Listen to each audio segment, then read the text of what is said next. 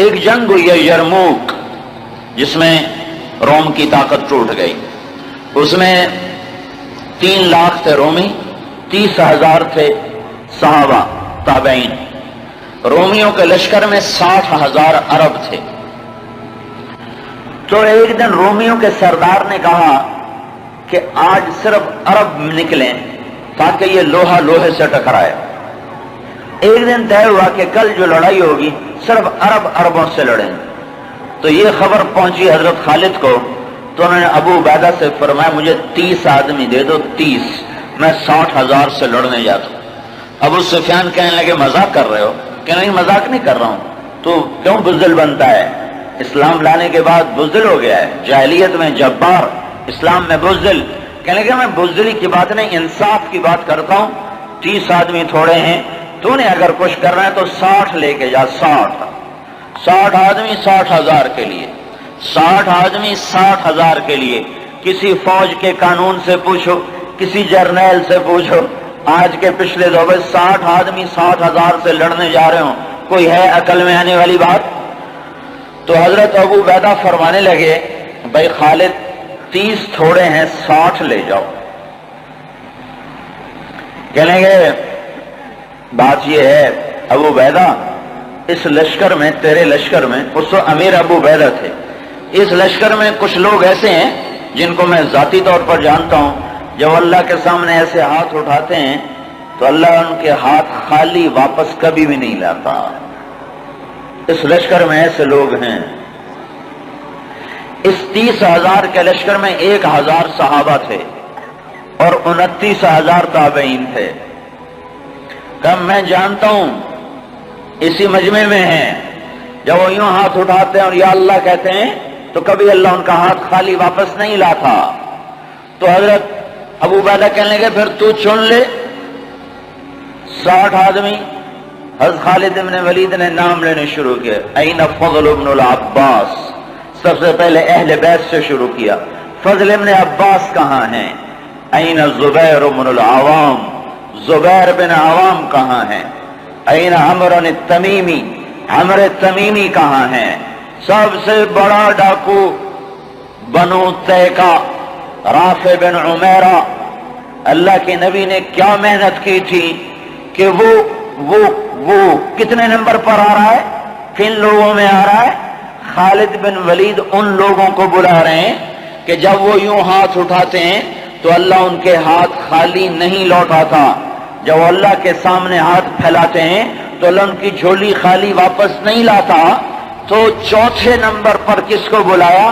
کہا این رافع بن عمیرہ الطائی، وہ عدی کے قبیلے کا سب سے بڑا ڈاکو، وہ رافع بن عمیرہ کہاں ہے؟ چوتھے نمبر پہ آ گیا، سارے عرب کا بڑا ڈاکو۔ چوتھے نمبر پہ کن لوگوں میں آیا؟ جو ہاتھ اٹھائیں تو اللہ ہاتھ خالی نہیں لوٹا تھا۔ عبداللہ بن عمر کہاں ہیں؟ عبد الرحمن بن ابی بکر کہاں ہیں؟ عبادہ بن صامت کہاں ہیں؟ عمرو تمیمی کہاں ہیں؟ حذیفہ الیمان کہاں ہیں؟ یہ 60 آدمیوں میں سے ایک بھی تابعی نہیں، سب صحابہ ہیں، سارے صحابہ کو نکالا، تابعی ایک بھی نہیں نکالا۔ 44 انصار نکالے 16 مہاجرین میں سے۔ تو ایک انصاری کہنے لگا خالد اپنی قوم کو بچاتا ہے، ہمیں آگے کرتا ہے۔ تو خالد بن ولید نے فرمایا نہیں، اللہ کی قسم میں نے دیکھا ہمیشہ مشکل وقت میں اللہ کا نبی مدینے والوں کو آگے کرتا تھا، ہر مشکل وقت میں اللہ کا نبی انصار مدینہ کو آگے کرتا تھا، میں اس کی وجہ سے تمہیں آگے کر رہا ہوں۔ تو کہنے لگے ہاں سچ کہتے ہو۔ 44 انصاری اور 16 مہاجرین اور 60 آدمی، اور یہ 60,000 عیسائیوں سے لڑنے جا رہے۔ عرب کا ایک قبیلہ مسلمان نہیں ہوا تھا، بنو غسان، ان کے نصیب میں محرومی تھی، وہ آج بھی ایمان سے محروم رہے۔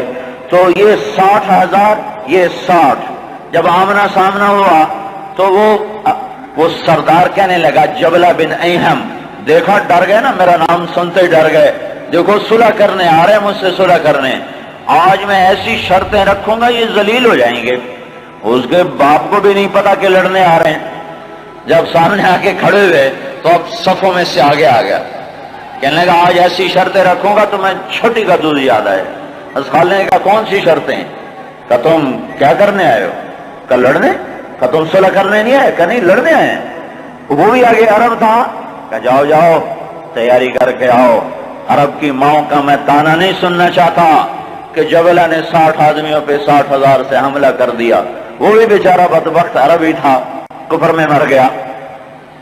حضرت خالد بن ولید نے فرمایا تو آ کے ہم سے تو نمٹ لے، پھر تو بعد میں دیکھ لینا کہ میدان کس کے ہاتھ میں اور جھنڈا کس کے ہاتھ میں، تو آ تو صحیح۔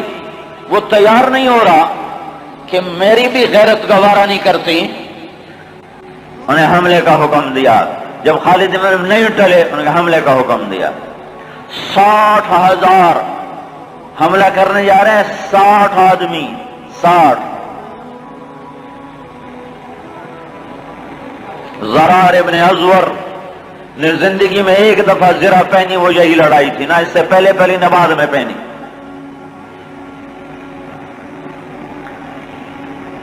صف نہیں ٹوٹ سکی، حملہ ناکام ہو گیا۔ پھر دوسرا حملہ کیا، صف نہیں ٹوٹ سکی، 60 آدمی، 60,000، تصور کرو۔ پھر تیسرا حملہ کیا، صف ٹوٹ گئی۔ جب صف ٹوٹی تو خالد بن ولید نے فرمایا 6 کی ٹولیاں بن جاؤ، 6 تو 6 ایسے ٹولیاں بن گئے۔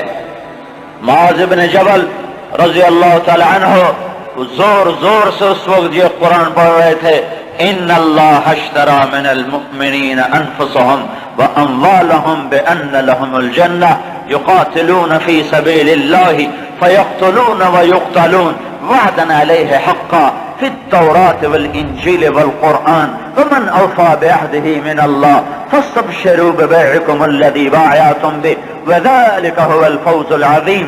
یہ آیات پڑھی جا رہی ہیں اور ایمان میں بہار آ رہی ہے۔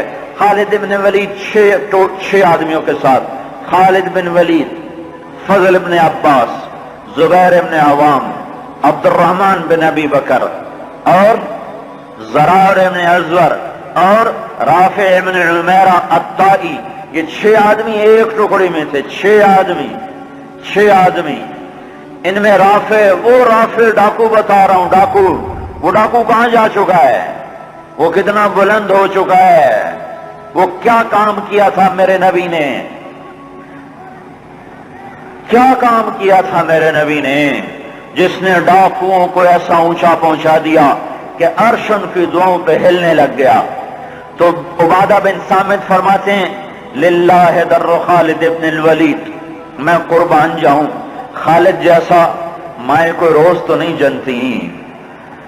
20 حملے کیے خالد بن ولید پر 60,000 کے جتھے نے کہ اس کو مٹاؤ تو پھر سارا کام آسان ہے۔ 20 حملے ہوئے، اور زبیر ابن عوام اور فضل ابن عباس یہ دونوں آگے بڑھ جاتے تھے اور کہتے تھے، فضل ابن عباس کہتے انا فضل ابن العباس وہذا زبیر ابن العوام تباعدوا یا معشر الکلاب انا صحاب رسول اللہ صلی اللہ علیہ وسلم۔